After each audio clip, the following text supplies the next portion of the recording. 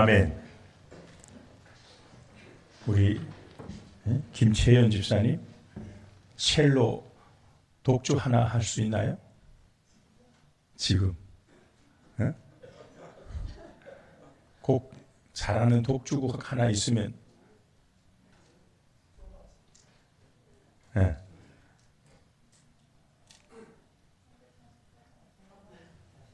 338장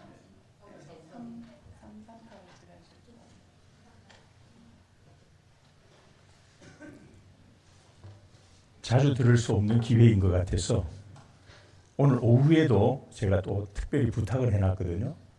오후에도 함께 하시면 좋겠습니다.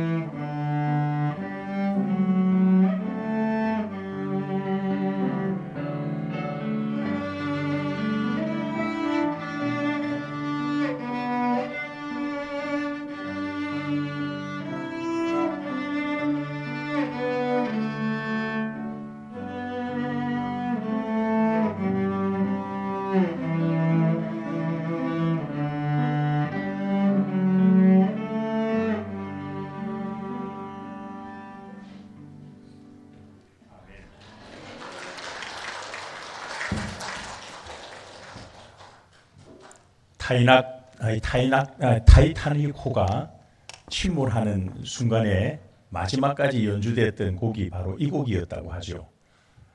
이 곡을 부르면서 모든 사람들이 마음의 평안을 누렸다는 그런 일화가 전해지고 있습니다. 오늘 저는 2025년을 시작하면서 이제 오늘 두 주째 맞이하는 주일입니다. 지난주에는 제가 목이 많이 아파서 제대로 말씀을 잘 전하지 못했는데 여러분들이 열심히 기도해 준 덕분으로 오늘은 조금 이제 목소리를 알아들을 수 있을 만큼 된 것 같습니다. 여러분 새해를 맞이했는데 새해 인사가 뭐였던가요? 새해 복 많이 받으세요. 그랬죠. 세상 사람들은 그렇게 말합니다. 여러분은 새해 복 많이 받으셨습니까? 여러분 지금 여러분의 상태는 행복하십니까? 벨기에의 극작가였고 시인이기도 하고 수필가였던 마테르 링크라는 분이 있어요. 마테르 링크, 좀 어렵죠 이름이. 근데 그분이 1907년에 파랑새라고 하는 희곡을 썼습니다. 그 내용은 즉 그렇습니다. 오두막집에 살고 있던 틸틸과 미틸이라고 하는 두 남매가 있었습니다. 어느 날 요술쟁이 할머니가 이 남매를 찾아와서 아픈 딸의 행복을 위해 파랑새를 좀 찾아달라라고 부탁을 하면서 다이아몬드가 박힌 모자를 건네받게 되는데 그 순간 남매의 눈앞에 신기한 광경이 펼쳐지면서 이 파랑새라고 하는 내용이 전개되기 시작하죠. 남매가 파랑새를 찾아 길을 떠나게 되는데 죽음의 나라도 건너고 과거의 나라를 가기도 하고 온갖 고초와 어려움을 겪어가며 파랑새를 찾아 이곳저곳을 헤맨다고 하는 그런 내용입니다. 결국 이 남매는 아무 곳에서도 파랑새를 찾을 수가 없었습니다. 그들은 지친 몸을 이끌고 결국 자기의 초라한 집으로 돌아오게 되었습니다. 그런데 그렇게도 찾아 헤매던 파랑새가 자기 집에 처마 밑에 달려있던 그 새장 안에 파랑새가 있었다는 것입니다. 그것이 바로 이 마텔 링크가 썼던 파랑새라고 하는 내용의 줄거리입니다. 여러분, 이 희극을 통해서 작가는 무엇을 우리에게 말하고 싶었을까요? 행복은 멀리 있는 것이 아니다. 행복은 내 가장 가까운 곳에 있다는 사실을 보여주고자 이 극을 쓴 것입니다. 사랑하는 여러분, 행복이라고 하는 것은요, 누군가가 나에게 가져다 주는 것이 아닙니다. 또 내가 찾는다고 헤매고 다닌다고 찾을 수 있는 것도 아니라는 사실입니다. 눈을 돌리고 생각을 바꾸어 보면 이미 어쩌면 내 손에 가지고 있는 것이 행복일 수 있다는 것입니다. 우리가 행복하지 못하다고 생각하는 그 이유를 보면 환경을 탓하는 사람들이 참 많습니다. 나는 너무 가난해서, 돈이 너무 없어서 불행하다. 건강이 좋지 못해서, 또는 자식들이 너무너무 말을 안 들어서 나는 행복하지 못하다. 어느 왼수 같은 사람 하나가 옆에 있어서 행복하지 못하다고 하는 사람들도 있죠. 그런데 여러분, 지금 여러분은 어떠십니까? 제가 처음 시작하면서 여러분 행복하냐고 물었잖아요. 핀란드라고 하는 나라는 전 세계에서 행복 지수를 이렇게 조사해 보면 항상 1등을 하는 나라가 핀란드라고 합니다. 7년 연속 1위를 차지했다고 하네요. 우리 대한민국은 조사국을 147개국을 했는데 그 중에 52위가 우리 대한민국이더라 합니다. 세계적으로 행복지수를 조사해서 발표하는 그런 발표들이 있습니다. 그런데 상위권에 있는 나라들을 보면요, 부탄이라는 나라가 나와요. 방글라데시, 아제르바이잔, 나이지리아 이런 나라들도 거의 행복지수 상위권을 차지하는 나라들이라는 겁니다. 특히 항상 조사할 때마다 수위를 차지하고 있는 이 부탄이라고 하는 나라는요, 1인당 국민 소득이 작년 2024년도에 2,624달러였다 합니다. 여러분, 우리 대한민국은요 3만 달러가 넘었어요. 작년에. 이제 곧 4만 달러를 향하여 달려가고 있다고 말합니다. 부탄과 우리나라를 비교하면 우리나라는 15배나 잘 사는 나라입니다. 그러면 부탄보다 우리가 15배나 행복해야 하지 않습니까? 잘 사는 것으로 행복을 따진다면 그렇다는 말이죠. 그런데 여러분, 행복은 꼭 부자라고 행복한 것이 아니라는 사실을 우리는 알 수 있습니다. 행복할 줄 모르는 사람은요, 겨울은 추워서 싫다 그래요. 봄은 꽃샘 바람과 황사 때문에 싫어 그래요. 여름은 더워서 싫고요. 가을은 고독해서 싫대요. 이 사계절 어느 계절도 부정적으로 보는 사람은 항상 싫은 거예요. 계절이 좋은 계절이 없어요. 근데 이걸 뒤집어서 생각해 보면요. 겨울은 눈을 볼 수도 있고 썰매를 탈 수도 있어서 좋고, 봄은 꽃이 피고 따뜻해서 좋고, 여름은 휴가도 있고 시원한 물놀이를 할 수 있어서 좋고, 가을에는 풍성한 열매가 있어서 정말 좋다. 그런 거 아니겠습니까? 생각의 차이에 행복이 달라진다는 사실을 우리는 기억할 수 있기를 바랍니다. 구약에 나오는 솔로몬 왕은요, 그 어떤 왕들보다도 부귀영화를 누렸던 왕이죠. 아마 솔로몬보다도 더 부귀영화를 누렸던 왕은 전무후무하다라고 할 수 있을 정도입니다. 그런데도 불구하고 솔로몬은 말년에 가서 전도서라는 책을 씁니다. 그 전도서 시작 부분인 전도서 1장 2절 3절에 보면 이렇게 말합니다. 헛되고 헛되며 헛되고 헛되니 모든 것이 헛되도다. 해 아래에서 수고하는 모든 수고가 사람에게 무엇이 유익한가? 14절에 내려가서 보니까 내가 해 아래에서 행하는 모든 일을 보았노라. 보라, 모두 다 헛되어 바람을 잡으려는 것이로다. 그렇게 말하고 있어요. 그 부귀와 영화 권세를 누렸던 솔로몬이 돌아보니까 행복한 때가 없었다, 그 말이거든요.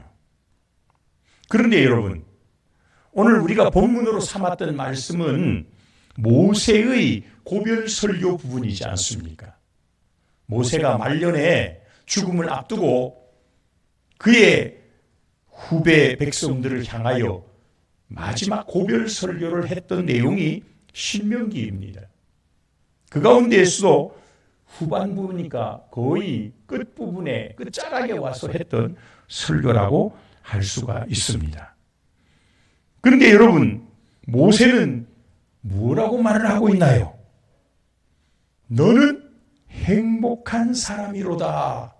여기에 너라고 하는 건 바로 이스라엘 백성들을 두고 하는 말이에요. 광야 40년의 그 험악한 세월을 지내왔던 그 백성들을 향하여 너희는 정말 행복한 자라. 그러면서 26절에 보니까 여수룬이여 라고 말했죠. 여수룬도 역시 이스라엘을 두고 하는 말이거든요. 이 여수룬이라는 말은 사실은 야사르라고 하는 히브리 단어에서 왔습니다. 야사르라는 말은 올바른 자라는 말인데, 이것이 이스라엘을 이상적인 성격을 표현하는 하나의 상징적 그런 명칭이 되어서 여수룬은 곧 이스라엘을 두고 하는 말이에요. 모세는 왜 이스라엘을 향하여 너는 행복한 사람이로다 라고 그렇게 말을 했을까요? 오늘 본문에 보면 몇 가지 이유가 밝혀져 있습니다. 첫째로 여호와의 구원을 크게 받은 백성이기 때문이라는 것입니다. 당시 이 설교를 하게 된 모세가 광야 끝자락, 이제 40년 동안의 광야 생활을 통과하고 마지막 가나안 입성을 앞두고 가나안 땅을 바라보기만 하면서 이스라엘 백성들을 향하여 했던 그의 고별 설교라고 했지 않습니까? 모세는요, 하나님께서 너는 너희 백성을 가나안으로 인도하긴 하겠지만 너는 백성들과 함께 가나안에 들어가지 못한다라고 경고를 이미 받은 상태였습니다. 물론 그 말을 하려면 상당히 길기 때문에 모세가 광야에서 하나님을 실망케 한 것 때문에 하나님이 모세에게 징계를 내린 하나의 징계의 모습이겠죠. 어쨌든 약속의 땅 가나안을 앞두고 모세는 그 백성들을 바라보면서 저 가나안 땅에 들어가야 할 이 백성들 앞에 서 있어 보니까 그 백성들은 행복한 사람이라고 외칠 수밖에 없었다는 겁니다. 모세의 입장에서는 참 가슴 아픈 일이겠지만 이제 가나안 땅의 입성을 앞에 두고 있는 그 백성들을 바라볼 때 모세는 너는 행복한 사람이로다. 부러워하는 말로 했지 않았을까 그런 생각을 해봅니다.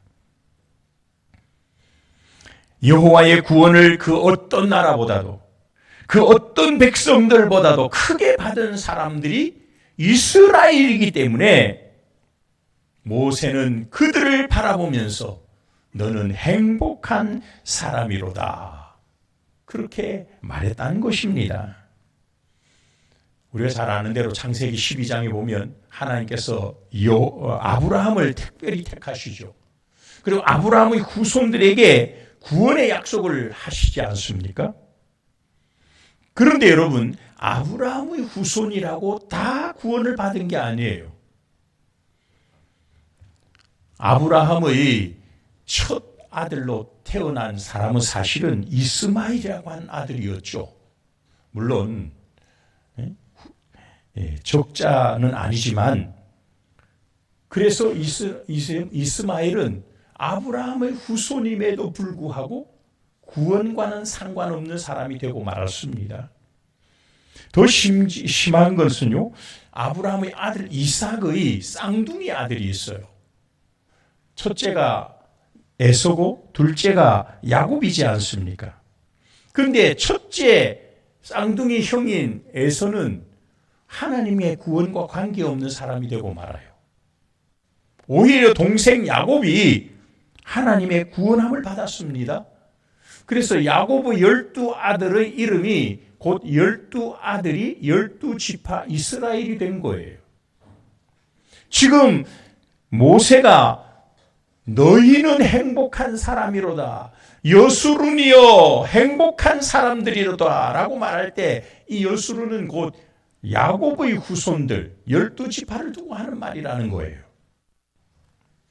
여러분, 우리가 아브라함의 피를 타고났다고 해서 다 아브라함의 후손에게 약속된 구원을 받는 건 아닙니다. 어쩌면 여기에 있는 저와 여러분들은 영적으로 아브라함의 후손이 된 거예요. 더 우리는 예수 그리스도로 말미암아 하나님이 영적 아브라함의 후손에게 약속해 주신 그 구원을 우리는 입고 사는 사람이라는 사실입니다. 이 사실을 여러분 꼭 기억할 수 있기를 축복합니다. 우리가 하나님의 구원을 입었다는 것은 우리는 한마디로 행복한 사람들이라 이 말이에요. 그런 점에서 우리 모두는 행복한 사람임을 믿으시기를 축복합니다.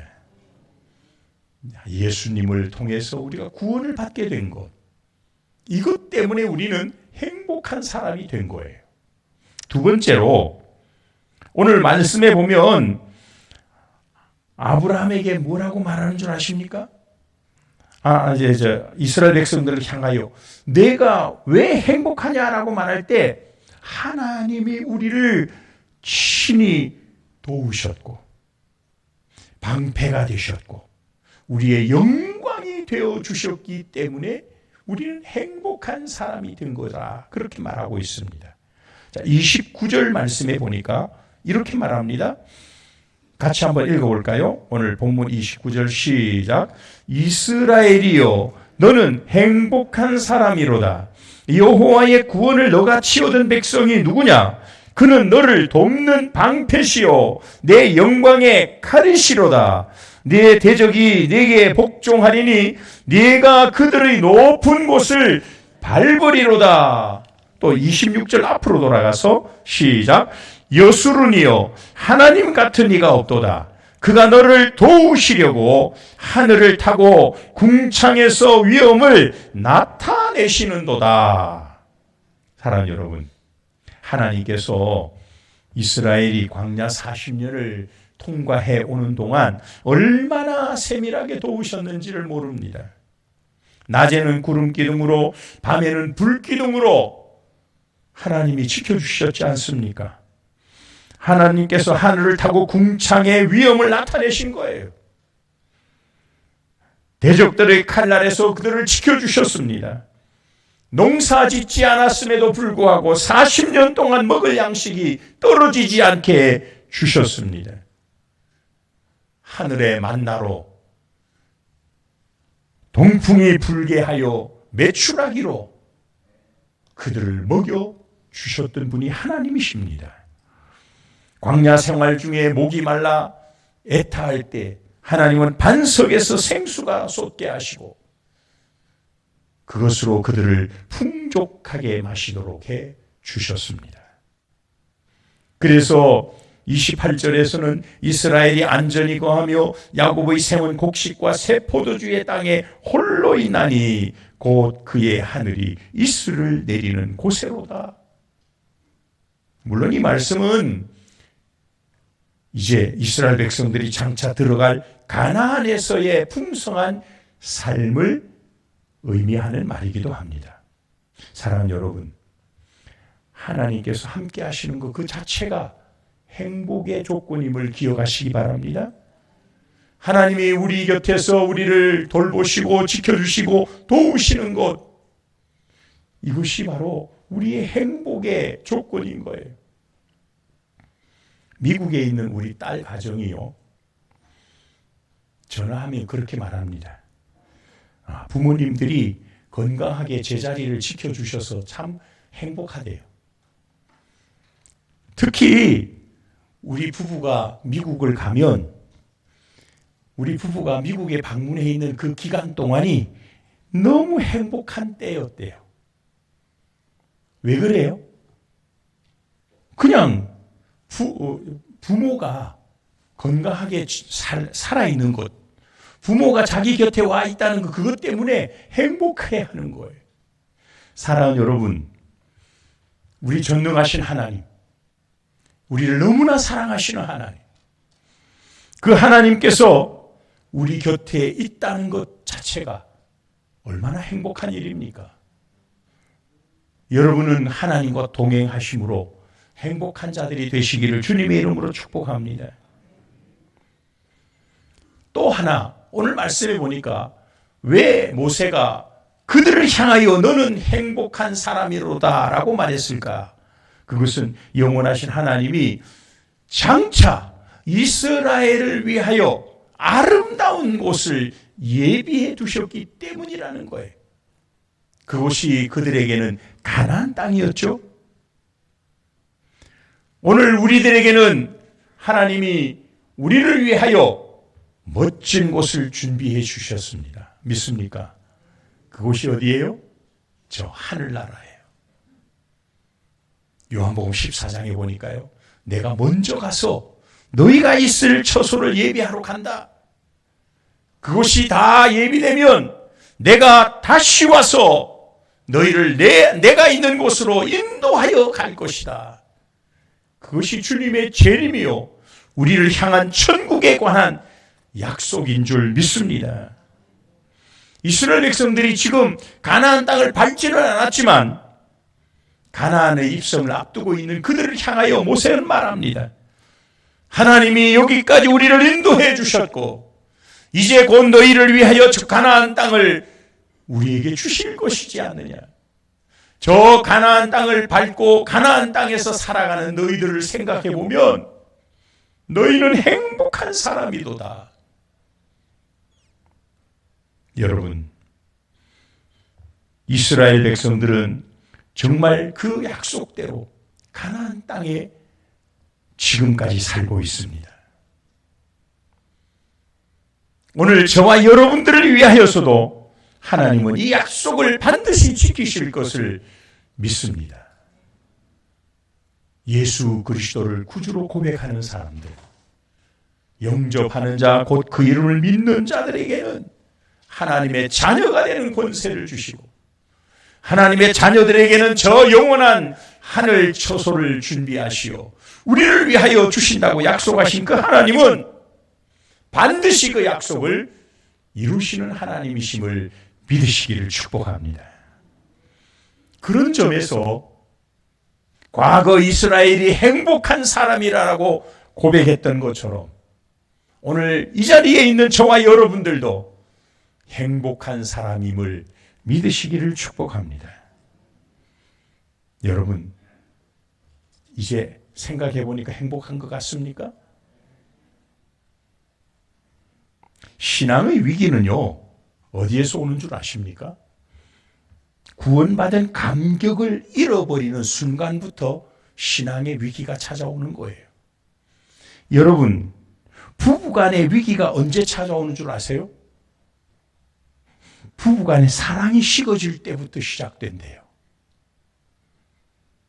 사랑하는 여러분, 우리에게는 하나님을 향한 사랑이 식지 않았는지 이 시간 돌아보는 시간이 되시면 좋겠습니다.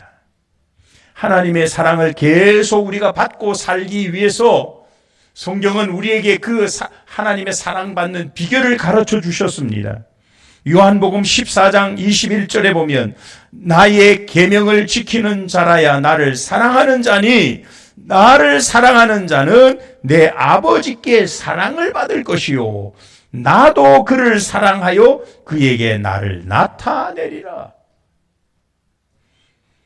하나님의 계명이 무엇입니까?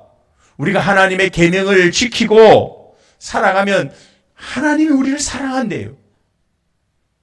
하나님의 계명에 대해서는 요한복음 15장 12절에 이렇게 말하고 있습니다. 내 계명은 곧 내가 너희를 사랑한 것 같이 너희도 서로 사랑하라 하는 이것이니라. 사랑하는 여러분, 우리가 서로 사랑하는 것이 하나님이 우리에게 요구하는 계명이래요. 우리가 이 계명을 잘 지키고 이 땅에 살아있는 동안 성도끼리 서로 사랑하고 교제하고 교통하며 살아갈 때 하나님은 우리를 귀하게 보시고 사랑하실 줄 믿습니다. 탈무드에요, 이런 얘기가 하나 나와요. 어느 가난한 농부가 랍비를 찾아와서 자신의 처지를 늘어놓으며 하소연을 했습니다. 랍비님, 저같이 불행한 사람이 또 있을까요? 우리 집은 좁은데 자식들은 많고 거기에다가 아내는 지독한 악초입니다. 아마 이 세상에서 제일 나쁜 여자가 바로 내 아내일 겁니다. 제가 어떻게 하면 좋을까요? 랍비를 찾아와서 하소연을 했대요. 그 푸념을 듣고 있던 랍비가 그랬습니다. 그러면 이제 내 말대로 해보시오. 당신이 기르고 있는 양들을 집 안에 들여다가 키워보시오. 그랬어요. 며칠 후에 농부가 다시 찾아왔습니다. 랍비님, 이제 더 이상 참을 수가 없어요. 악처만 해도 힘든데다 양들까지 집안에 막 온통 야단치니까 이제는 살 수가 없어요. 그래. 랍비가 묻습니다. 그러면 닭들은 어디서 키웁니까? 그러니까 양 우리 뒤쪽에 있는 닭장에서 지금 기르고 있지요. 그러니까 랍비가 그래요.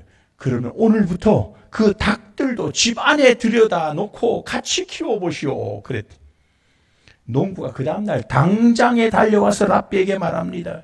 랍비님, 이젠 정말 질렸습니다. 마누라며 양에다가 닭 20마리까지 막 난리가 나서 이제는 살 수가 없습니다. 우리 집이 지옥이 되어버렸습니다. 그러더래요.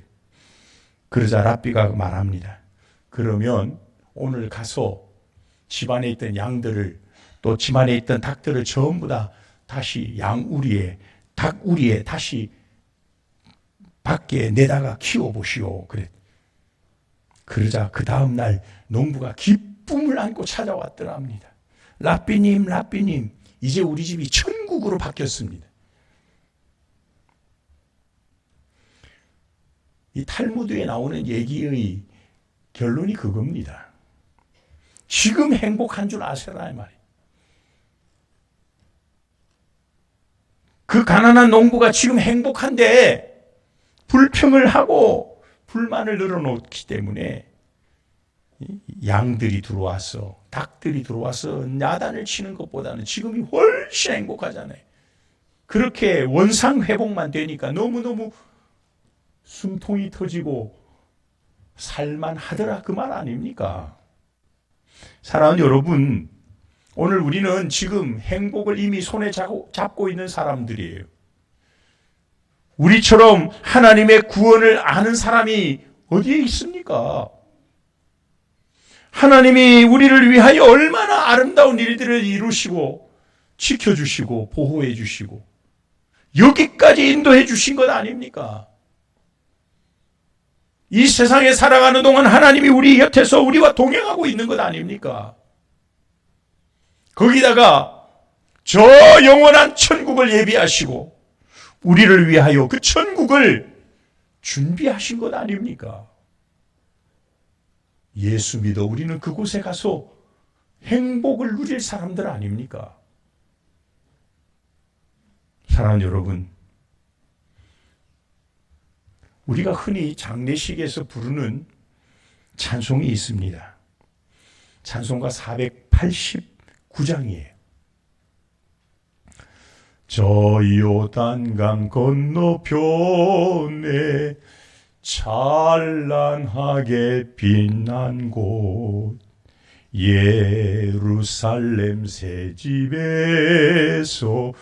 주의 얼굴 배우리 빛난 하늘 그 집에서 주의 얼굴 배우리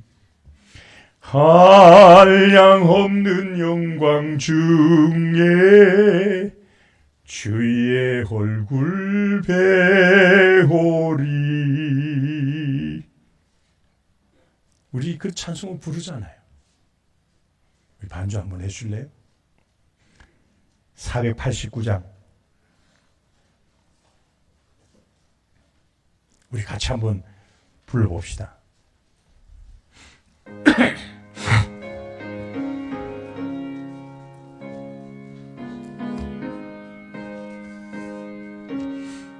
저 요단강 건너편에 저 요단강 건너편에 찬란하게 배는 집 조금 빨리요.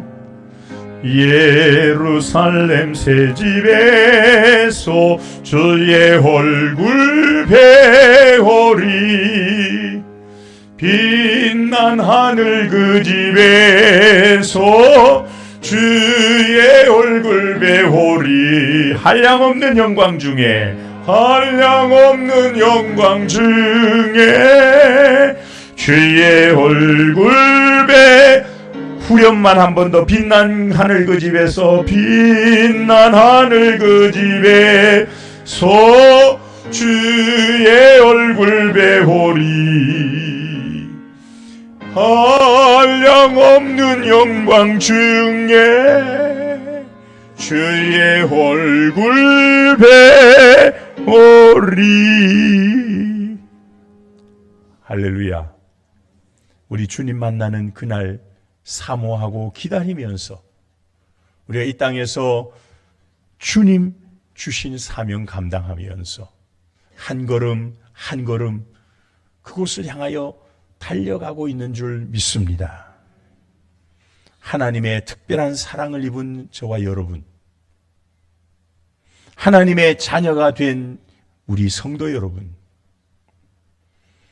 지금까지도 하나님이 우리에게 은혜를 주셔서 여기까지 인도하신 것이 하나님의 은혜라고 고백이 됩니다. 2025년 새해도 하나님은 우리에게 희망의 새해를 주셨습니다. 복된 한 해가 될 줄 믿습니다. 행복한 사람들이 우리만큼 또 있겠습니까? 우리 모두 가진 행복을 기억하시고 행복함으로 이 한 해를 열어가시는 우리 모든 성도들이 될 수 있기를 주님의 이름으로 간절히 축복합니다. 기도하겠습니다. 거룩하신 우리 하나님 은혜를 감사합니다. 오늘도 우리를 사랑하시고 축복하시는 하나님, 우리가 하나님의 자녀가 되어 하나님이 우리와 동행하심으로 우리를 위하여 저 영원한 곳 천국을 예비하신 것 우리가 믿음으로 바라보며 우리가 행복한 사람인 것을 알게 하시니 감사합니다. 우리가 이 행복한 마음을 가슴에 품게 하시고 2025년 한 해를 하나님이 주시는 은혜로 또 승리하는 귀한 우리 성도들 되게 하여 주시옵소서. 이 모든 말씀을 우리를 구원하신 예수님의 이름으로 간절히 기도드리옵나이다. 아멘.